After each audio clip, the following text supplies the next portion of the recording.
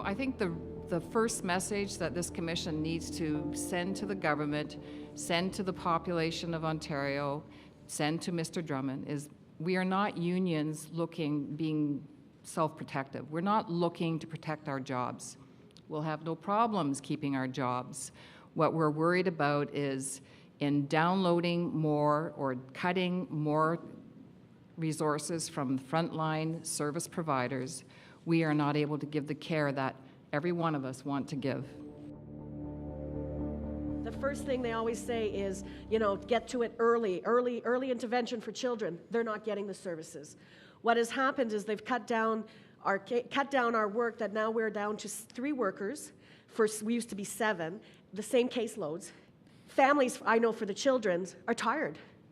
They're exhausted, they're working, they have disabled children. Some of them have 2, 3 disabled children. They don't have that fight in them. And they just don't, I'll tell them, you need to write to your MPP, you need to call here. They're just too tired to do that. They just don't have that energy to keep fighting for the services that their children should be receiving. But as a caseworker, there's going to be a battle. Who am I going to serve first? What's going to be the pressure? And I wouldn't be in that field if I didn't care for these children. So it's going to be a battle for myself to go home at night, to take my breaks, because these are vulnerable, the most vulnerable people in Ontario. The reality is children are physically, sexually, and emotionally abused every day and neglected. These are traumatized children that grow up and have an ideal of finding love and finding hope by creating often families of their own. They seek solace in becoming a parent, with many idealizing a better life for them than they had for themselves. These parents don't necessarily have the skills that we hope to have ourselves.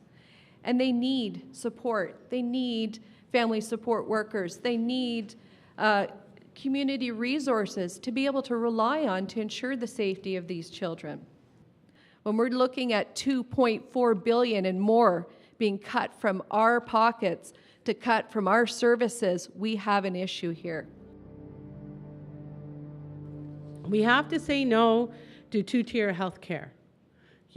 Just because we're very lucky in Canada that we're not facing what they do in the States, where I can't say for sure right now how many people are without health care, but 2 years ago, 45 million people were without health care. I can't imagine what that would be like, right? We don't want to go that way. We're not interested in that way. If somebody's sick, they should continue to be triaged and go through in the priority of their illness, not in how much money they have. We need to really, truly tackle hospital CEO pay and take those savings and invest in frontline care. But the thing is, not only is it the physical care that's not being done, for our older adults, it's the emotional care. And all of us in this room, what is happening to our parents, to our aunts, to our uncles, to our grandmothers, in long-term care, we need to go in those nursing homes, and we need to look. And we need to look again, and look again, and look again, and understand the disaster that's happening to our senior citizens. Having a good paying job, we shouldn't just say, oh, it's a stroke of good luck. Having a good paying job is a right, and it should be a right in this country, and having health care that we can all afford should also be a right in this country. Again, from the studies that I've seen, what attracts investment is the fact that you've got a workforce that is well educated, that is very healthy. Companies love to come to Ontario because they don't have to pay for private health insurance because that's already provided for by the taxpayers. And they love the fact that we have a functioning transportation system that can move people pretty efficiently. And we've seen studies where you can have higher tax rates and companies will still invest simply because they know that the caliber of the people who provide the training is superior than if you want to go train them in other jurisdictions that may have lower tax rates but don't have the same support systems for those workers. Our job as citizens is to remind our government that they are the holders of this intergenerational contract, that they are not there to meet their own needs or the needs of the private sector. The job of government is to respect that intergenerational contract based on the values that the citizens of Ontario and Canada ask of them.